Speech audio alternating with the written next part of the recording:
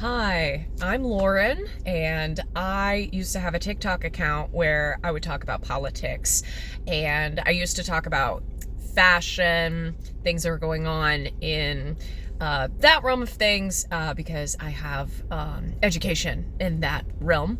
I also used to post about color guard as I used to be a color guard coach, and I instructed high schoolers, college students for 3 years. Since I stopped coaching, I have been very vocal about politics, and I have been very open about my experience and the experience of my friends and those around me.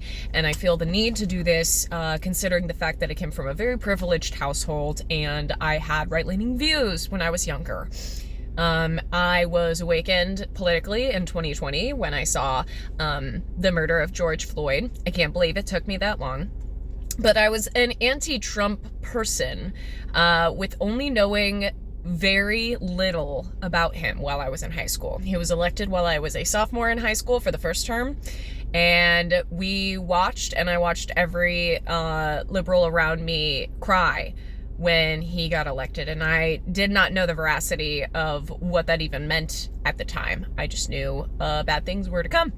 And the first time that I truly realized how villainous and how terrible of a person he is was when he said, "Can we just open fire on the protesters at BLM?"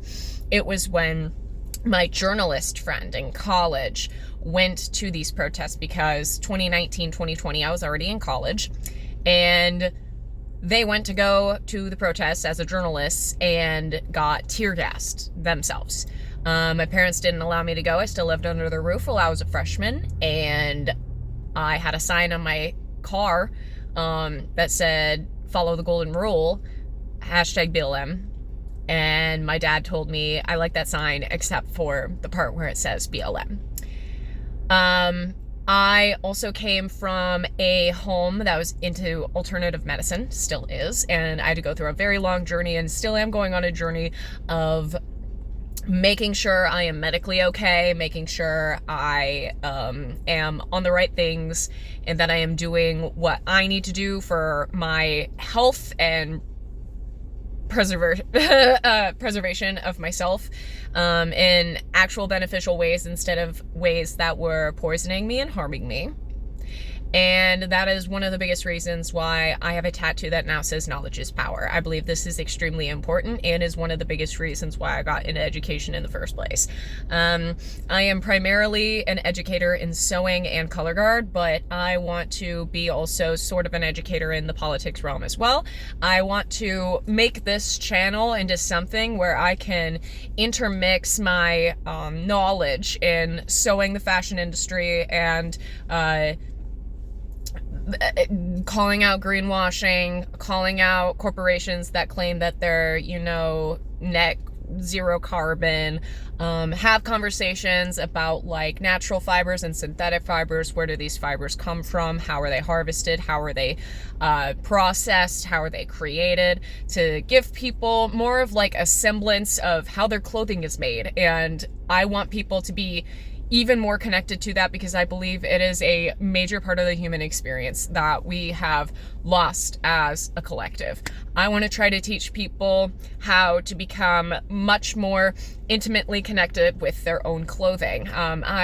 For a full-time job, I work as an embroidery technician. So I am embroidering all day long, and then I go home and I have my own personal business called Maiden House, Maydinhaus, because it's all made in-house, where it is an upcycling company that takes old, broken, torn up clothes, or even clothing that is still pretty good of quality that I can decorate or give to shelters or donate or give away for free while I am doing vendor events and such, and remake those items that are broken to be then put back into the clothing cycle again. One of the biggest things that I try to change are things with business logos on them.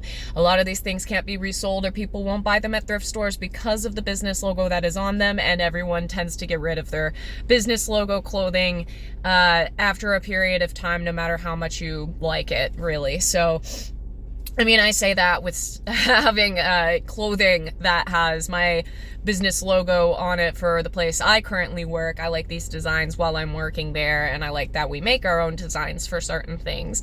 It's quite fun because they do screen printing as well.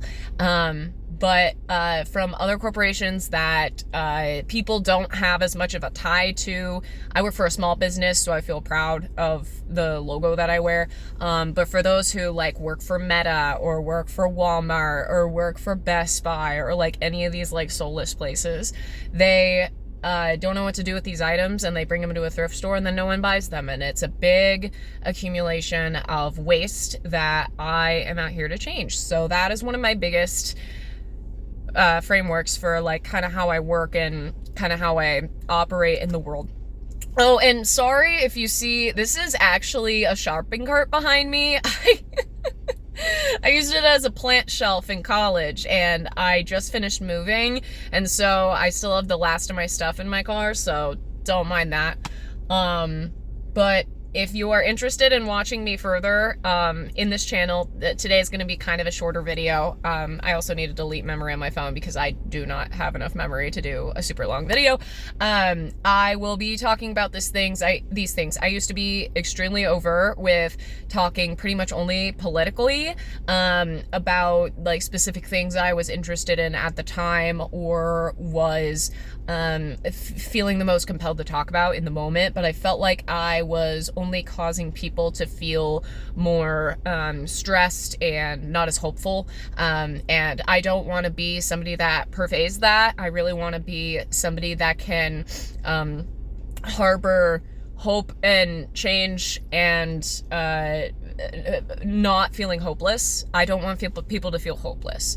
And that is the biggest reason why I am pivoting to trying to combine this with what I do as a career. And I feel like it's actually super important with the world today. And a lot of people don't have this connection to their clothes. And I feel like it branches off a lot of conversations that we can have about broader society, because what it does, like psychologically, for you for certain clothes you have. What does it do economically? What are indicators in fashion that sometimes align with economic factors?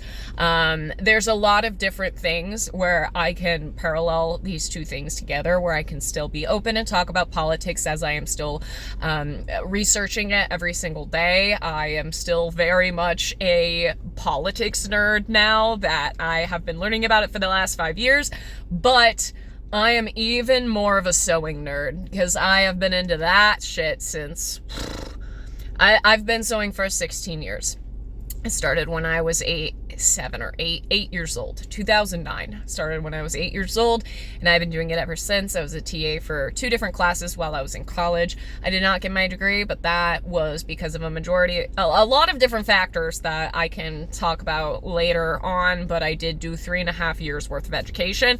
I was also a section leader in my marching band, if that is relevant whatsoever, and then also the captain of my color guard team, as well as an instructor for that team. So I have background in teaching people and conveying my ideas, and I feel like that is an important thing to be an important skill that I have gained over time in order to try to convey what I am talking about. So I want to get better at it by doing this. I want to share my opinions and share my knowledge. I think it's super important in this time period, and I want to make people feel more hopeful than they are right now.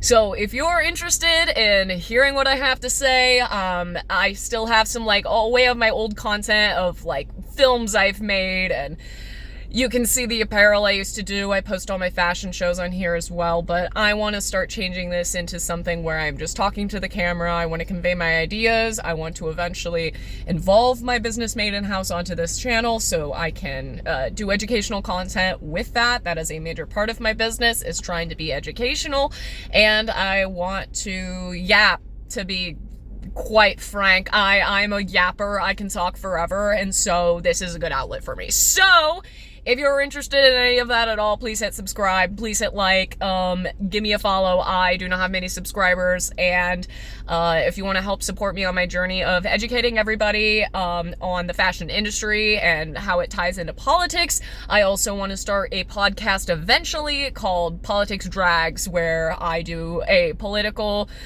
show in full drag, because I am also a drag performer, and how that also relates to a lot of, like, oh God, the gay community and how it relates to politics. There's so much we can talk about. There is so much we can talk about, folks. Okay. For now, that is all from me. Thank you for listening. Thank you for hearing me out. If you're coming from TikTok, hi. I know I had an audience on there. It was way easier to grow an audience on TikTok than it is on YouTube, so I highly recommend you hope you subscribe to me. It would be really helpful, and I am not even doing this for money. I am simply just doing this for educating more people, trying to get the word out about certain things that I like and that I know, and how I am trying to intersect the knowledge that I have accumulated over the last 16 years into the political world, which is my current interest and biggest thing that is kind of currently happening in this year of 2025, where we live in hell. So, interested, please follow me. Follow me on Instagram at MAYDINHAUS for clothing updates on stuff that I make. I sell things online on Depop. It's the same username if you want to support me. I am a small artist that works alone in my own studio, and so if you want to financially support me, I recommend you subscribe and buy something from my Depop store. I'm not monetized here yet, but buy something from my Depop store to support me. Anyway, that's it for now. Thank you for watching. This has been The Seamstress, and peace out.